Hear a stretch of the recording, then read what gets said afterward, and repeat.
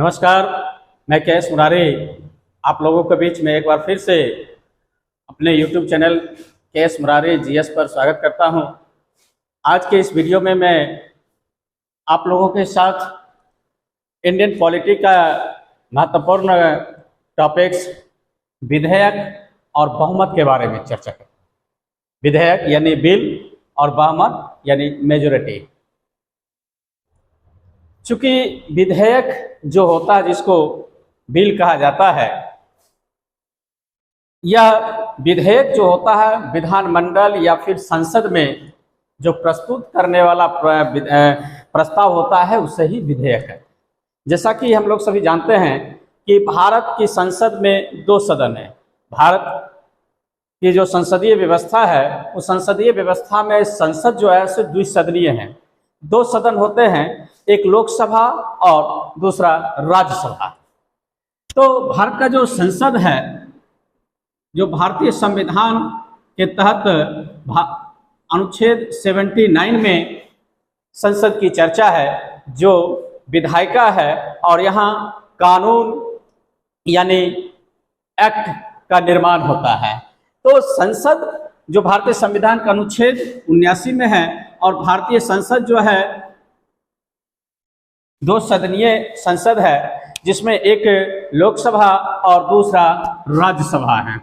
एक लोकसभा और दूसरा राज्यसभा है। लोकसभा और राज्यसभा है। राज्यसभा भारतीय संविधान का अनुच्छेद 80 में इसकी चर्चा है और लोकसभा भारतीय संविधान का अनुच्छेद 81 में चर्चा है। यानी संसद जो बनता है अनुच्छेद 79 के तहत संसद है और संसद द्विसदनीय है, लोकसभा और राज्यसभा। तो दोनों सदनों का मुख्य काम विधान या कानून बनाना है। इसके लिए पहले विधेयक सदन में पेश किया जाता है। सदन यानी संसद के सदन, ये दो सदन है, लोकसभा और राज्यसभा। तो दोनों सदनों का मुख्य काम विधान या फिर कानून बनाना है। इसके लिए पहले विधेयक सदन में पेश किया जाता है, फिर इस पर चर्चा होती है, उसके बाद सभी की सहमति या वोटिंग कराकर इसे पारित कर दिया जाता है। राष्ट्रपति की मंजूरी के बाद ये कानून बन जाता है। तो मान लिया जाए कि यदि सदन लोकसभा में यदि कोई विधेयक आया, कोई बिल आया किसी विषय पर कानून बनाने के लिए, तो लोकसभा से पारित होने के बाद राज्यसभा में प्रस्तुत किया जाता है उस पर अनुमति के लिए। और यदि पहले राज्यसभा में यदि क्या, तो लोकसभा में भी इसे पारित कर दिया जाता है। यानी कि दोनों सदनों से इसे पारित कराकर और उसके बाद जो है सो राष्ट्रपति के पास, प्रेसिडेंट के पास इसे भेजा जाता है और प्रेसिडेंट की मंजूरी के बाद ही यह कानून बन जाता है, यानी एक्ट बन जाता है और वह कानून जो है एक्टिवेट हो जाता है। लॉ एक्टिवेट, जो बिल था वो एक्ट हो गया, यानी जो विधेयक था वो अधिनियम बन गया। अब सबसे पहले समझते हैं कि बिल कितने प्रकार के होते हैं, यानी विधेयक कितने प्रकार के होते हैं और इन्हें पास कराने का प्रोसेस क्या है, कैसे पास कराया जाता है, किस बहुमत से कौन सा बिल को पास कराया जाता है, इस पर हम लोग आगे चर्चा करें।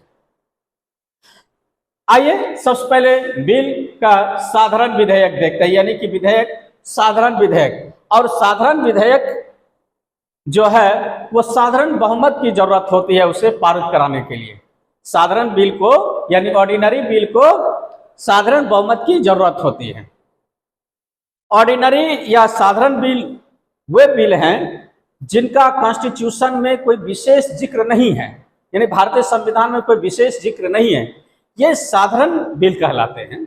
जिसका कोई विशेष जिक्र नहीं रहता है उसे साधारण बिल कहा जाता है। इसमें बिल या विधेयक को सांसद या मंत्री पेश करते हैं।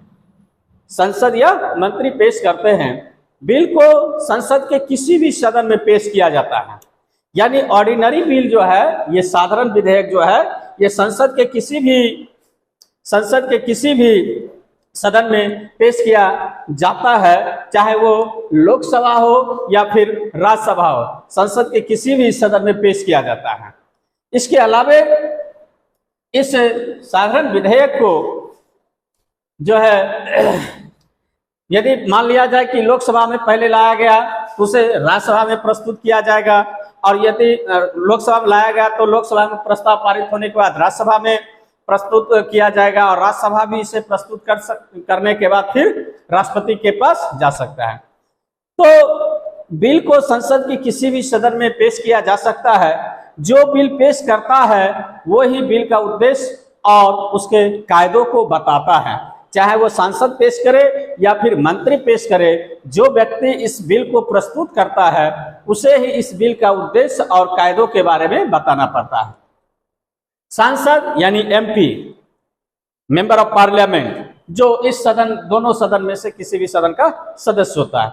सांसद बिल पर अपनी राय रखते हैं, उसके बाद बिल पर बहस होती है, बहस के बाद यानी चर्चा होती है, बहस के बाद वोटिंग होती है। वोटिंग के समय सामान्य बहुमत से बिल पारित हो जाता है।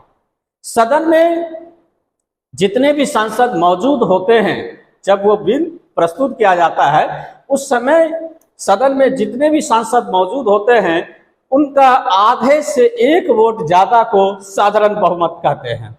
आधे से एक वोट ज्यादा, इसमें जो है सो जब वो आधे से एक वोट अधिक से यदि वो पारित हो गया तो कहा जाता है कि वो साधारण विधेयक पारित हो गया है, ऑर्डिनरी बिल पारित हो गया, और वो साधारण बहुमत से ही पारित होता है।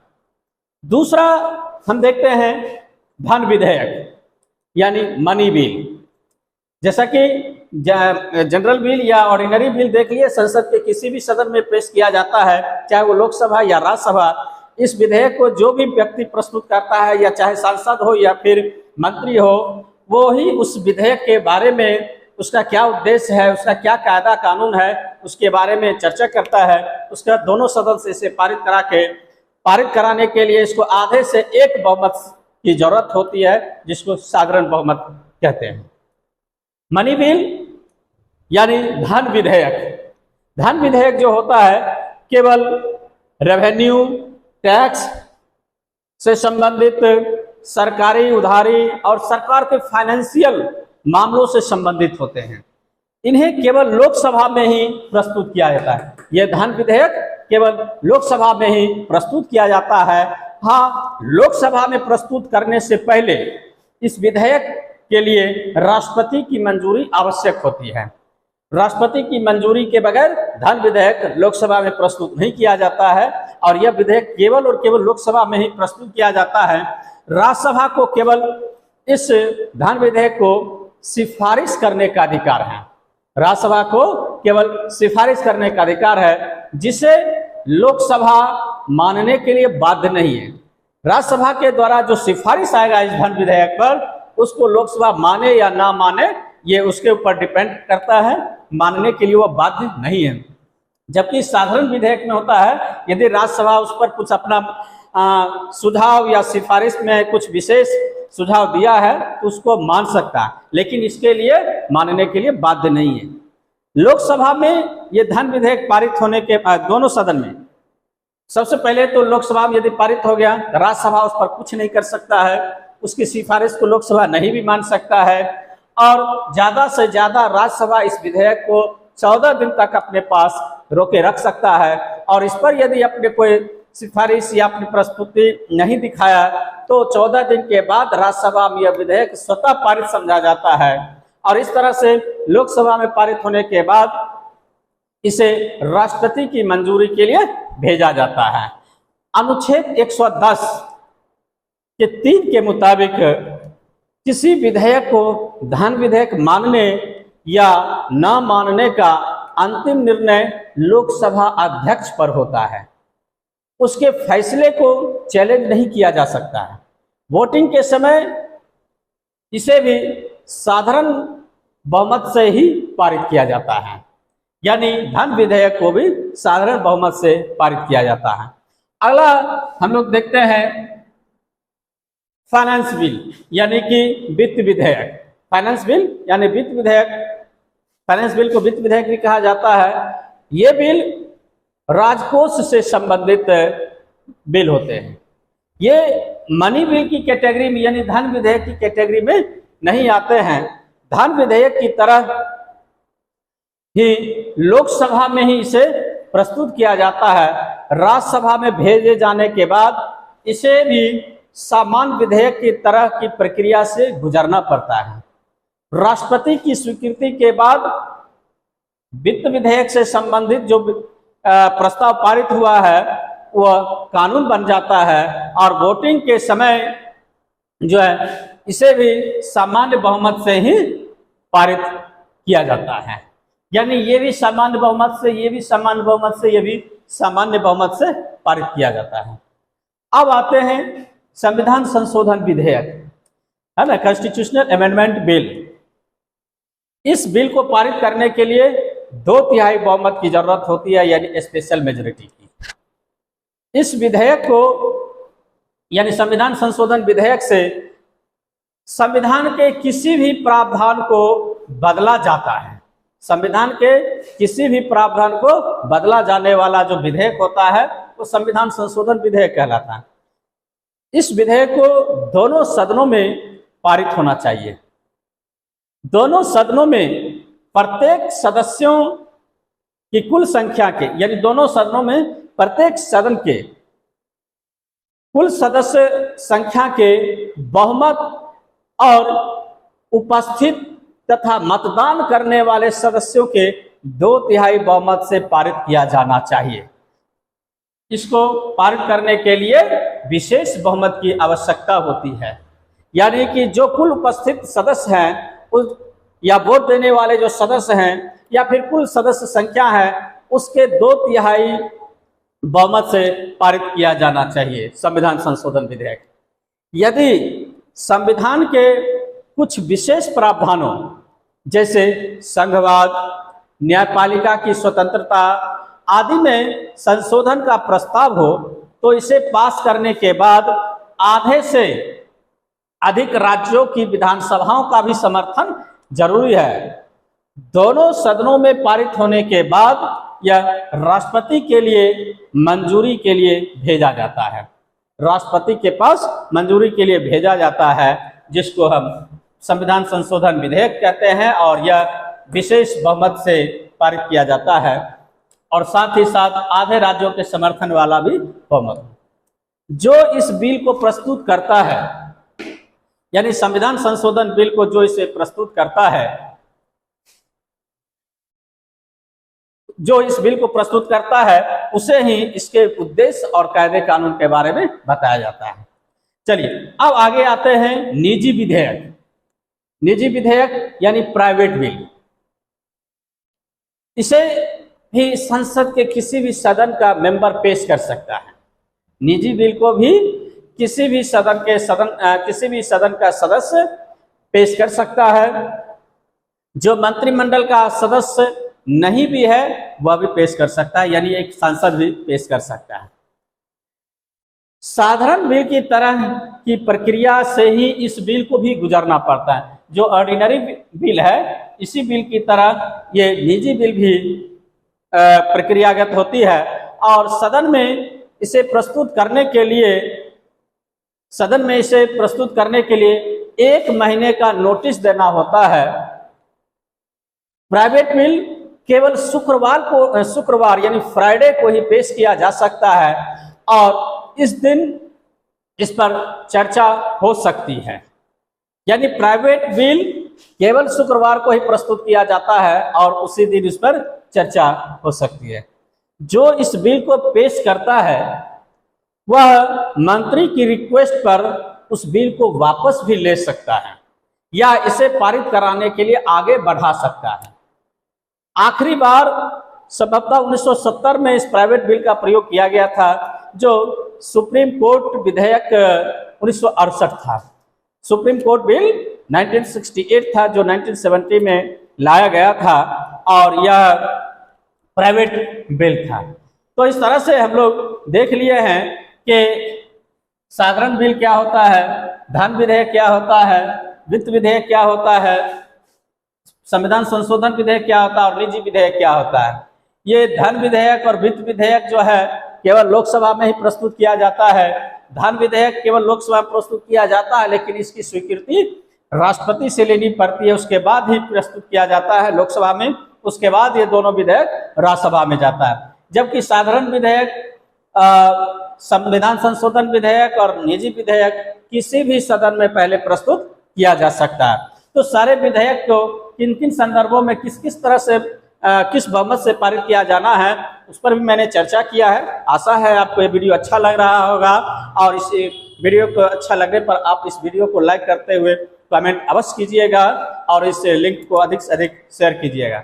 चलिए मैं फिर वापस आ रहा हूँ बहुमत की बात, कि बहुमत किस तरह से है। तो एक साधारण बहुमत की बात मैं कर रहा हूँ। पहले साधारण बहुमत क्या, यानी जनरल मेजोरिटी, सिंपल मेजोरिटी। सदन में मौजूद और वोट करने वाले टोटल मेंबर्स के 50% से अधिक को सिंपल या साधारण बहुमत कहते हैं। सदन में मौजूद और वोट करने वाले टोटल मेंबर्स के 50% से अधिक को सिंपल या साधारण बहुमत कहा जाता है। अब जैसे कि मान लिया जाए, एक एग्जांपल देता हूं कि अगर लोकसभा में 2 सीट खाली है और 30 सांसद वोटिंग में भाग नहीं लेना चाहता है, तब सदन में क्या स्थिति होगी और उसके लिए साधारण बहुमत का कितना अंक होना चाहिए। तो मैंने पहले बताया कि मान लिया जाए कि 2 सांसद अब्सेंट है, तो 2 सांसद अब्सेंट है, मान लिया जाए कि टोटल लोकसभा के सदस्यों की संख्या 545 है, और इस 545 सदस्य में से 2 अनुपस्थित है, 2 अनुपस्थित है, या यूं कहे कि 2 सीट खाली है, या किसी कारणवश मान लिया जाए कि वहां का सांसद अपना इस्तीफा दे दिया है या फिर उसकी मृत्यु हो गई, 2 खाली है, और मान लिया जाए कि 30 सदस्य उस सदन में बैठा लेकिन वोट में भाग नहीं लिया, बहिष्कार कर गया या उठ के चला गया। तो अब जो बचा है 513 सदस्य बचा है, 513 सदस्य बचा है, और यही 513 सदस्य जो मेंबर सदन में मौजूद है यही वोट करेंगे, यही 513, और यही वोट करेंगे। तो मैंने बताया कि साधारण बहुमत में आधे से एक अधिक, तो आधे से एक अधिक यदि करेंगे तो लोकसभा का साधारण बहुमत होगा 256 प्लस 1 कर देंगे, यानी लगभग 256 सदस्य के साथ जो है सो साधारण बहुमत होगा। यानी जो कुल सदस्य संख्या रहता है उसमें यदि कोई एब्सेंट है उसको भी घटा देंगे, और जो भाग नहीं ले रहा उसको घटा के जितना कुल सदस्य संख्या जो वोटिंग करने वाले हैं उसका 2 से भाग देंगे, आधे से एक अधिक करके, यानी 256 के लगभग में जो है सो वो सदस्य यदि भाग ले देता है, प्रस्ताव को पारित कर देता है, तो उसको कहते हैं कि साधारण बहुमत से यह विधेयक पारित हो गया। अब सवाल उठता है कि साधारण विधेयक का उपयोग कब कब होता है, साधारण विधेयक का उपयोग कब करता है। तो सारे विधेयक का अलग अलग क्राइटेरिया है। तो साधारण विधेयक का उपयोग साधारण बिल के समय, धन विधेयक के समय, धन विधेयक जो पारित किया जाता है उसके लिए, वित्तीय विधेयक के लिए, राज्य में राष्ट्रपति शासन लगाना है तो उसके लिए, देश में वित्तीय या वित्तीय आपातकाल की घोषणा के समय, और आपातकाल खत्म करने के समय। तो इस तरह से इसके अलावे विश्वास और अविश्वास प्रस्ताव, निंदा और स्थगन प्रस्ताव पर लोकसभा और राज्यसभा के लोकसभा और राज्य विधानसभा के अध्यक्ष और उपाध्यक्ष के चुनाव पर भी ये, जैसा कि अभी कल ही लोकसभा के अध्यक्ष का जब चुनाव होने वाला था, हालांकि ध्वनिमत से पारित हो गया, यदि विपक्ष वाला वोटिंग का भी प्रस्ताव रखा, यदि वोटिंग होता तो इसी साधारण विधेयक के बदौलत जो है सो, या इसी साधारण विधेयक के तरह जो है सो, यानी जितना कुल वोटर होगा मेंबर उसका आधे से एक अधिक वोट से पारित हो जाता तो अध्यक्ष निर्वाचित हो जाते हैं।